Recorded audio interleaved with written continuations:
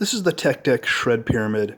It is one of their more professional level obstacles, and by that I mean that it's more professional level than 90% of the other cheap crap that they put out there. Is it up to the snuff of actual professional level? No, but when you consider the price of actual professional level obstacles being like $200, at least, for the price, it's well worth it. So the TLDR is it worth it? Yes. Are there some extremely glaring design oversights that could have been very easily addressed that lower the value of this? Yes, but they are so easy to address that I've gone and done so myself. So what do I think about this? What do I like about it? Is number one, it's made of plywood and it's really well made. It's super solid, super sturdy, and in particular, this grind rail is very, very immovable. It's not going anywhere, and that is one of the many things that I can't stand about the cheap Tech Deck obstacles, is that the railing usually just wobbles all over the place. And that doesn't do that here, which is good. What do I not like about it is that, well, it's made of cheap plywood, and it's very brittle. So number one, it has no sort of foam grip or anything to stop it from sliding around. So it's super slippery. That sucks. Number two, because it is this, cheap brittle plywood, and it's completely hollow, that creates an acoustic amplifier that makes it extremely noisy.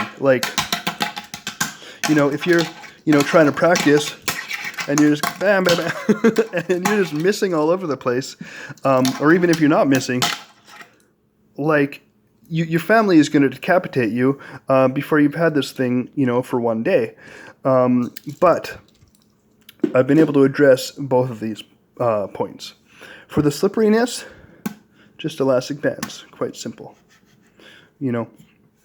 And for the noisiness, I'm quite proud of this one, is I found a really long mouse pad on Amazon, cut it to the proper shape, and now,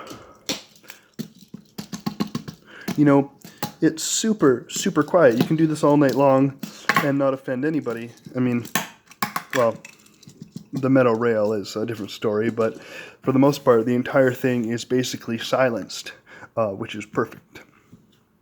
Now, one other consideration that I had when I was looking to get this is I was kind of offended because this rail is so short. It's basically the exact length of a deck. And, and I thought to myself, well, if I want to do some, some grinding, it's I want a super long grind surface so I can go, but you don't need that, because this is about practicing your control. If you have a really long grind surface, then you don't need to have a super precise ollie. You can kind of just flail it essentially, and you're still have a chance of landing on it. But with this, you need to be extremely precise with your movements, right? And this is about practicing the various ways that you can land on a rail, whether or not it's a tail slide or a blunt slide, nose slide, Smith, crooked, anything like that. It's about landing on the rail and exiting off the rail in a smooth and efficient way. So you don't need a really long surface for that.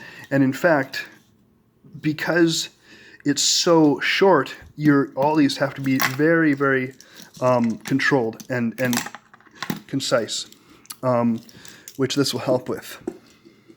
Now, the other thing is that this obstacle came with this, I think it's called a performance, the Performance Series board, which is Tech Deck's middle of the line board It's actually it's made of wood itself. Let's have some focus here. Okay, so it's made of wood, and it has a foam grip tape and these polyurethane wheels actually, which are a little bit grippy, and these resemble real skate wheels actually, which I haven't seen anywhere else. Now this is higher quality than your regular cheap tech deck, but not as high quality as the $100 boards, which I have never spent that much money on one, so I wouldn't know. But what I do, the boards I usually use are these wooden teak tuning boards, or this one from Storm Riders. And compared to these, it's pretty good. It's really heavy though. These ones, for whatever reason, they're quite a bit lighter, even though they appear to be, they're both plywood and about the same thickness. This is just really dense and really heavy, and it doesn't quite feel as nice. But with that said, the price of this entire setup together is pretty much worth it for the board itself.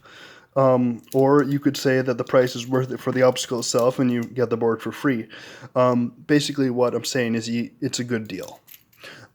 So that's a good reason to get it anyway, if you're kind of on the fence. But yeah, altogether, this is a good obstacle with some glaring issues, but they're very easy to solve. Elastic bands, dollar store material. This mouse pad, it's like $12 on Amazon or something like that. So yeah, I think you could have yourself a really solid training obstacle at not much money at all. So definitely go for it.